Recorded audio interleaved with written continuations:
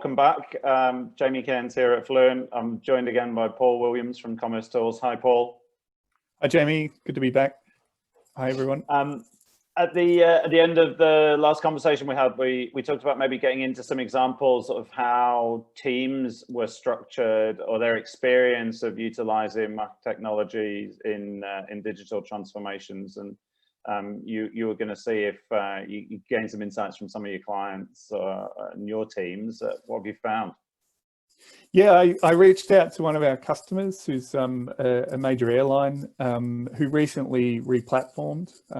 They moved from SAP Commerce to commercetools and made sort of contact with the team and understood, you know, what types of changes did the new technology and the new approach have on them as a development team and as a business specifically.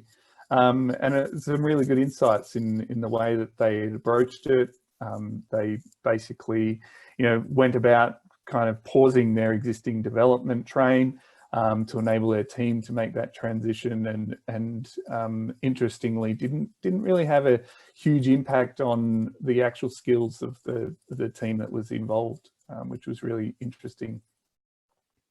That's great. As these projects kind of take root, and we see them in our clients as they're kind of decomposed into smaller, more manageable chunks, there's an ever kind of growing appetite for clients to take on some of that responsibility, both from a development or an integration and implementation approach themselves, which kind of often necessitates an adaptation of skill set or an acquisition of new skills or new folks coming in.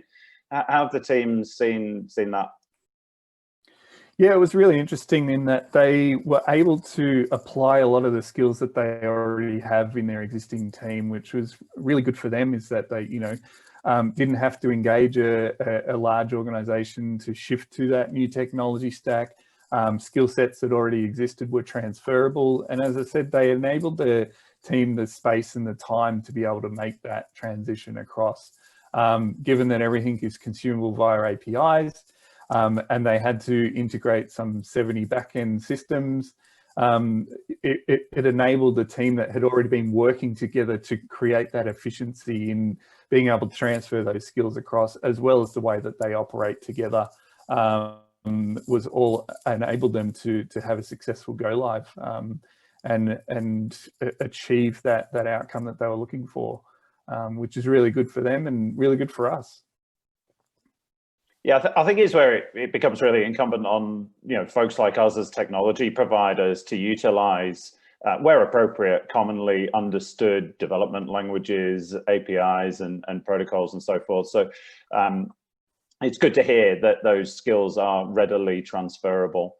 I think that's it for our quick chat this week. For everyone who's been joining us, please send through any specific questions you've got, either about this or any of the other topics we've spoken about, or if there's anything else you'd like to hear us talk about, feel free to let us know in the comments as well. So, but for now, thanks again, Paul. Good to talk to you.